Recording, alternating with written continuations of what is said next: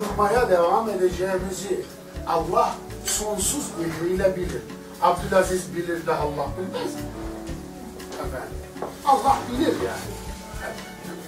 Dolayısıyla Abdülaziz bilir de Allah bilmez mi ya? O ne biçim laf yani? Allah bilir. Allah için gelecek, geçmiş olmaz. Efendim, öyle saçma şey olmaz. Dolayısıyla nedir peki bu? İnnehu huves-semî'ul alîm. Bakın. Bir gün gelecek, siz uyduracaksınız. Allah olarak ben biliyorum. Ama bari şu sınırları görelim. Sübhan, aşkın. Ayetin girişinde bir çizgi çekildi. Sübhan. Evet. Sübhanellezî bâraknâ havle. Esrâ bi'abdihi leylen minel mescidil haram ilel mescidil aksa'llezî bâraknâ havle. Linuriyehu min âyâtinâ. Linuriyehu min âyâtinâ. İkinci sınır. Min. Ayetlerinin hepsini değil. Bir kısmı. İkinci sınır.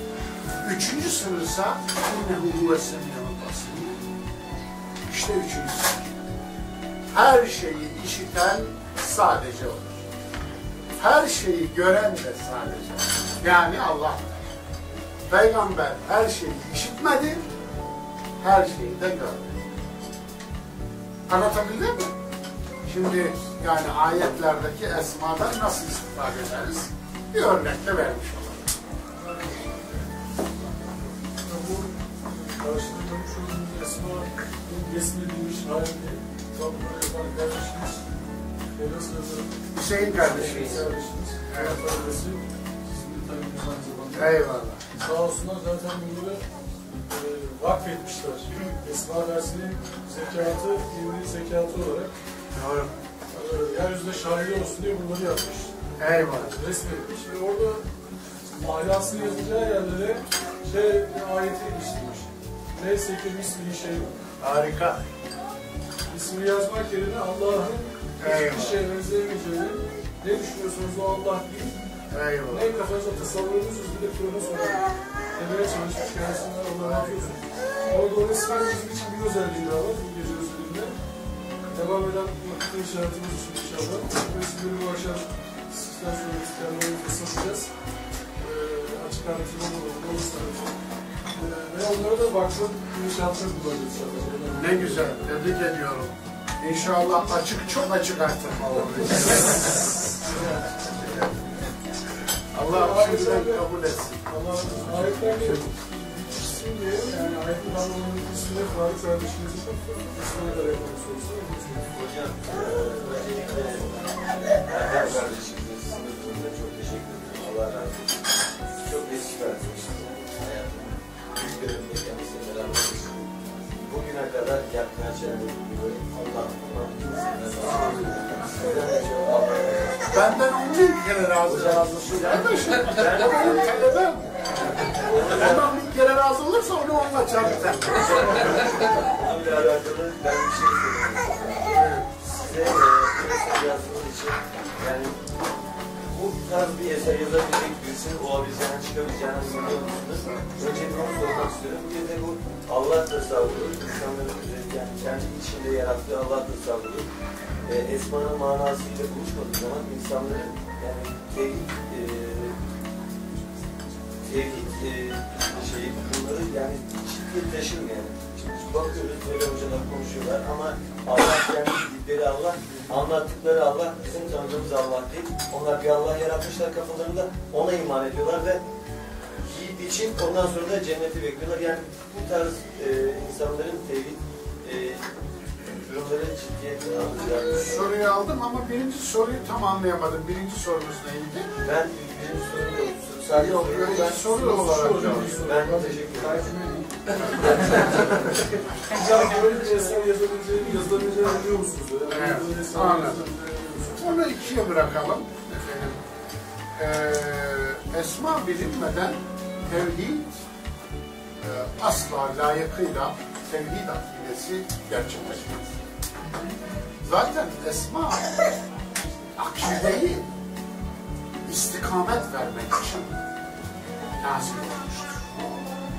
Onun için bugün maalesef Müslümanlar, ki buna Müslümanların vaizleri de dahil, maalesef imamlarının çoğu da dahil, ilahiyatçılarının çoğu da dahil, bugün Allah'ı hakkıyla takdir edemiyor. وَمَا قَدَرُ اللّٰهَ حَقَّ قَدْرِ. Bu bir ayet. Allah'ı hakkıyla takdir edemediler. Bugün bakınız, eğer biri yalan söylüyorsa, Allah'la aldatıyorsa, din adına hurafe uyduruyorsa, Allah Resulü'nün ağzına uydurduğu yalanları koyuyor ve kâle nebi, kâle Resulullah diye onun rivayet ediyorsa, mezarlıkta okunmuş Yasin satıyorsa, yanmaz kefen satıyorsa, kıl suyu satıyorsa, kıl tavaf ediyorsa, Allah deyip aldatıyorsa, Allah'a din öğretiyorsa, sayın gitsin. Bütün bunların arka planında esmaya iman etmiyor. Bu var. Zira esmaya iman etse, Allah'ın her şeyi gördüğüne iman etse, her şeyi bildiğine, el-alim olduğuna iman etse, bu adam bunu yapabilir mi? Yapamaz. Yapamaz. Bu adam bunu yapıyorsa, eğer hem de Allah deyip aldatıyorsa, Allah'ın El-Basir ismine inanmıyor. El-Basir ismine imanda problem yok. Her şeyi gören olduğuna inanmıyor. Her şeyi işiten olduğuna, Es-Semî isminde imanda problem var. Eğer iman etse bunu yapamaz. Dili varmaz. Allah adına yalan uyduramaz. Dine bir şey katamaz. Peygamberin diline bir şey koyamaz. Dili titrer, ağzı titrer, eli titrer, kendi titrer, ruhu titrer. Öyle değil. Akidenin üstüne uydurup da bir madde daha koyamaz. Kur'an'ın söylediğine razı olur. Allah'ı hakkıyla takdir eden bir insan, Allah'ın takdirine de, Allah'ın yani ölçüsünü koyduğuna da razı olur. Allah'ın koyduğu ölçüye razı olur. Bugünkü Müslümanların çoğunluğu Allah'ın koyduğu ölçülere razı değiller. Allah'tan razı değiller ama Allah razı olsun demeyi biliyorlar. Kendileri Allah'tan razı değil. Allah'ın dininden razı değiller. İlave edip duruyorlar. Ekleyip duruyorlar. Allah'tan razı değiller. Allah'ın yanına peygamberi oturtuyorlar. Allah'tan razı değil. Allah'ın kelamından razı değiller. Düşünün, rivayetleri, hadisleri Allah'ın kelamına hakem ilan ediyor. Hatta hadis diyor, Kur'an'ı nesheder diyor. Yani koca koca adamlar, sözüm ona. Adam diyor, efendim, Kur'an'ın hakemidir diyor. Hakimidir diyor. Anlatabiliyor muyum? Yani Kur'an hadisi yargılayamaz diyor. Fakat hadis Kur'an'ı yargılar diyor. Evet. Yahya bin Ebi Kesir Bunda Süfyan bin Uyeyne'ye ve daha başkalarına varana kadar. Bunlar koca koca adam. Nasıl söyler bunu? Dediğim gibi esmaya layıkıyla inanmayınca söyler. Allah'tan razı değiller. Allah'ın koyduğu ölçülerden razı değiller. Bugün televizyonda din anlatan televizyon vaizleri Allah'tan razı değiller. Allah'ın dininden de razı değiller. Bakın, hiç bilmediğim namazlar duyuyorum. Yeni icat edilmiş. Yani taze icat edilmiş namaz. Adam taze kurban icat ediyor ya. Yani düşünün. Efendim, Peygamberimize kurban kesmek için para topluyorlar bazı tarikatlar. Anlatabiliyor muyum? Yani bu geçmişte örneği bilinmemiş bir şey. Efendim, yeni ibadetleri ihdas ediyorlar. Geçen bir namaz söyledi biri, demek dedim yani imalat devam ediyor, o yeni çıktı. Efendim eskilerden de yok yani. İmalat devam ediyor. Niye devam eder? Şu, aslında bir ruhban sınıfı uyduracaksanız, bir ruhban sınıfı, Hristiyanlar gibi, Yahudiler gibi, Budistler gibi bir ruhban sınıfı peyda edecekseniz ne yaparsınız biliyor musunuz? Uydurursunuz yeni şeyler, onu bilmediğini söylersiniz. Bak sen bilmiyorsun. Sen bilemezsin. Onun için biz biliriz. Dolayısıyla sen bize tabi olacaksın. Yani, ruhban sınıfı imal etmenin yoludur. Bu şeytani bir uyanıklıktır. Onun için tam değil yarım bile tevhid olmaz. Esma gelelim Esma'yı yazma meselesine. Şahsen Esma'yı yazarken o kadar çok hayal kırıklığına uğradım ki tarih boyunca Beyhaki'den Razi'ye, Gazali'den günümüzde yazılmış Selim Su'nun esmasına kadar tüm esmaları topladım. Libya'da 13 cilt bir esma çıkmış, onu ta Libya'dan getirdim. Düşün. Tüm dünyadan esmaları topladım. 13 ciltlik esmadan 13 kelime istifade edemez miyiz? Getirdiğime de, okuduğuma da, aldığıma da defektim, kurama yollar. Defektiflerim kurama yolluyor.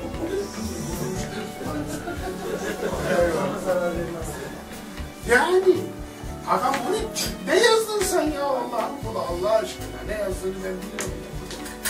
Ona gözüme yazık yani. Beyhaki'nin işte efendim Karınca Yayınları diye bir yayın evi de sahtekarca bir kolaj yaptı. 3-5'ini bir araya getirdi. Ondan bir sürü şey yaptı. Efendim, gerçek bir sahtekarlık, kitap sahtekarlığı. Efendim. Yani gördüm hepsini. Maalesef ve maalesef klasik esma yazımımız, esma kitabiyatımız ağzına kadar Kur'an dışılık ve hurafet. Başta esma listeleri.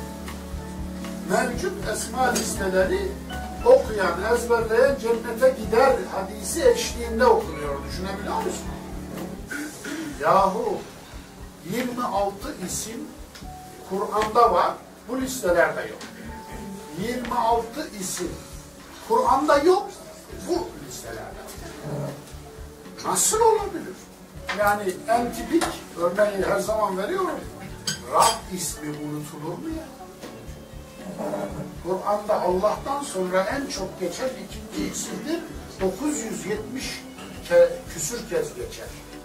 Sen Rabb'ı bu listeye almadıysan neyi aldın? Anlatabiliyor muyum? Öyle isimler koymuşlar ki El-Bas, El-Kabız, Allah'ın yani kabız diye ismi var. Şey bir isim mi? Evet. Yani böyle bir isim var mı Kur'an'da? Yok. Yakbidu. Er-Rizka. Anlatabiliyor muyum? Yani fiil var ve rızkı daraltılıyor. Ama fiil var. Yakbidu'dan kabız diye bir isim çıkar. Nasıl bir şeyimiz var, ilkesizliğimiz var? Aynen. Usul yok. Usulleri yok. O zaman her efali hüsnadan bir esma-i hüsna üretin. Dürüst olun. Usulünüze uyun, usul koyun. Allah'a nispetle, isnatle kullanılan Kur'an'daki her fiilden, eylemden isim türetin o zaman. Öyle yaptıkları zaman 300'ü buluyor. O sorun değil. Daha başka sorun var.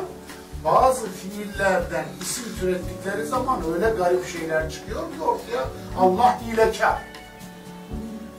Tuzak kuran, hile yapan. Anlatabiliyor muyum? Efendim. Eyvallah tabii. Atan, tutan efendim. Yani Rama rameyte iz rameyte velakinnallâhe rama. Rama isminden Rami, atıcı. Ya dürüst olun. Madem türetiyorsunuz fiillerden, bunu da türetin. Allah'a nispetle fiil olarak bulunmuş. Yok. ilke yok.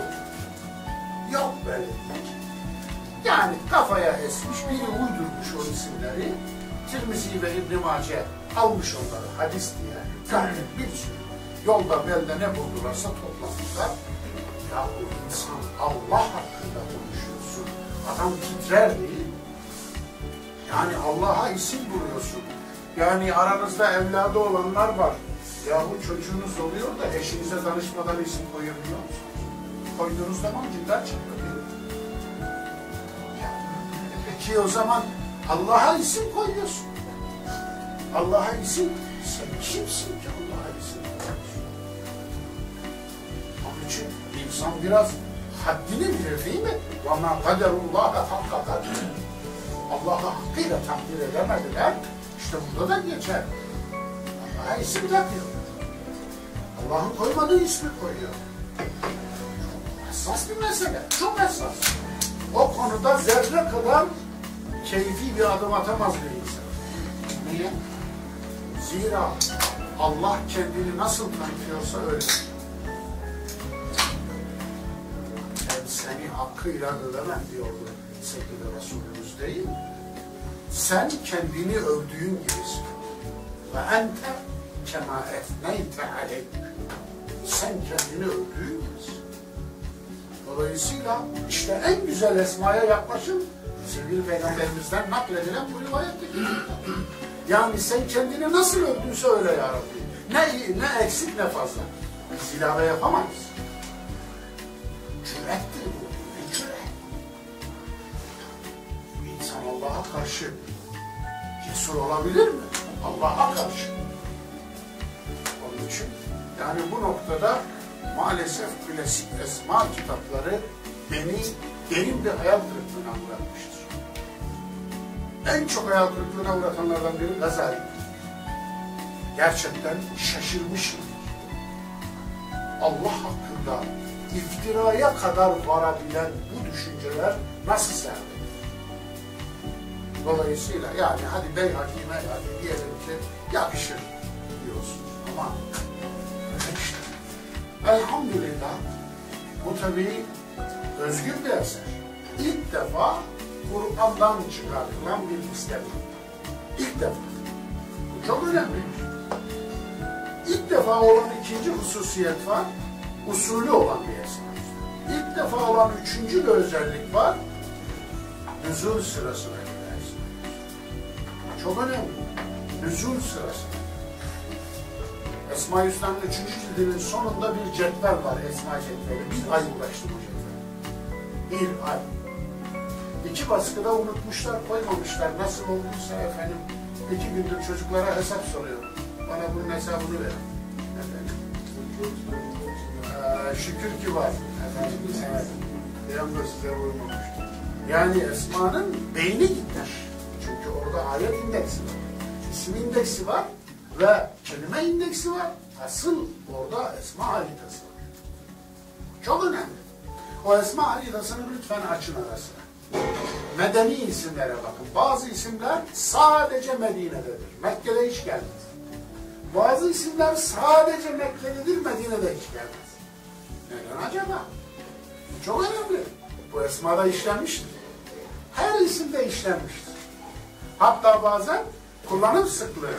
Bakarsınız 23 yılın 20 yılında o esma kullanılır ama kullanım yoğunluğu Mekke'nin son 2 yılı, Medine'nin ilk 2 yılıdır. Çok ilginç. Neden sorusu orada sorulur. Ve o neden sorusuna makul cevaplar bulmak durumundasınız. O soruyu sorduğunuzda o makul cevap bulursunuz. O dönemle alakalıdır. O dönemde. O zor dönemde. O zor dönemde bu esma öyle bir ip olmuş ki kuyudaki Yusuf'u çıkaran ip oldu. Onun için sizin bizim için de geçerli bu. Hepimizin başına böyle bir dönem gelebilir. Öyle değil mi? Yani memleketinizde bir karış yeriniz yok. Gidecek de yeriniz yok. Gerçekten garipsiniz. Yeryüzünde. Olanca genişliğine rağmen yeryüzü size dar gelir. Alın işte o esma. O esma üzerinden Rabbinizle iletişim. Eyvallah. Dolayısıyla Bunun da bu da özelliğidir benim esmanın. Ve bunlar gerçekten daha önce veya günümüzde rastlamadığı şey. Çok güvendiğim efendim Esed'in tercümanlarından, mütercimlerinden ve redaktörü bir entelektüel var. Gerçekten derin bir entelektüel. Esma'yı okuduktan sonra haber göndermiş. Hoca 500 yıl kimseye esma yazma hakkını tanımamış. Bundan sonra 500 yıl kimse bir üstüne esma yazamaz diye. Yani tabii öyle olur mu olmaz mı bilmiyorum. Ama güvendiğim bir entelektüelin, bu işlerden çok iyi anlayan bir Müslüman entelektüelin bu görüşü kulağıma geldiğinde doğrusu sevinmiştim. Efendim, yani kendi kanaatlerimi pekiştirmiştim. Elhamdülillah. Bu anlamda Esma gibi bir esere imza attığım için Allah'a ne kadar şükretsem az. O benim şah eserim şimdilik. Eğer daha ileri yazmasın. Esma'yı okumak aslında biraz da kozmolojiye bakmak, biyolojiye bakmak, astrolojiye bakmak. Onların hepsi beraber felsefi akımların alanlarına girip onlardan İslam'ı nasıl etkiler, İslam'ı düşünceyi nasıl etkilerdiğini, İslam'ı düşünceler nasıl tarih atılmış ülkeyi görmek, İsrailiyatı, dinleri onların tarihini görmek, Esma'yı okumak, aynı zamanda insanı okumak, insan ilişkileri ortaya koymak. Aslında bir videomuz daha vardı ama hocam siz bilen bir görüyorsunuz. Estağfurullah. Bir Cihan'ın bir de bizim böyle gözüken anlamızda bir tane sorusu var. Kişisel gelişimler. O sorulara geçmeden bu sözünüz üzerine bir ilave yapmaya müsaade ederseniz ilave yapayım. Aslında Esma'da İslam tarihinde bölünmüş olan dini ilimler ve dini olmayan ilimler, haksız bir ayrımdır. Evet, dini ilimler, beşeri ilimler veya insani ilimler, fenni ilimler vesaire gibi bu ayrımı Esma üstünü çizmiştir. Bu haksız ayrımın kainattaki tüm ilimlerin aslında hepsinin Allah'tan neşet ettiğini gösteren bir usule sahiptir Esma. Onun için orada sadece dini ilimler olan tefsir, hadis, kelam, siyer ve diğerlerini görmezsiniz. Aynı zamanda orada fizik, biyoloji, matematik, kimya ve diğer ilimleri de görürsünüz. Onları görmek bir şey, Nietzsche'yi görmek farklı bir şey oluyor. O tabii. o da artısı. Nietzsche'yi görmek, İbn Arabi'yi görmek. Aynen. O da Esma'nın şeyi, hediyesi, bonusu. Aynen.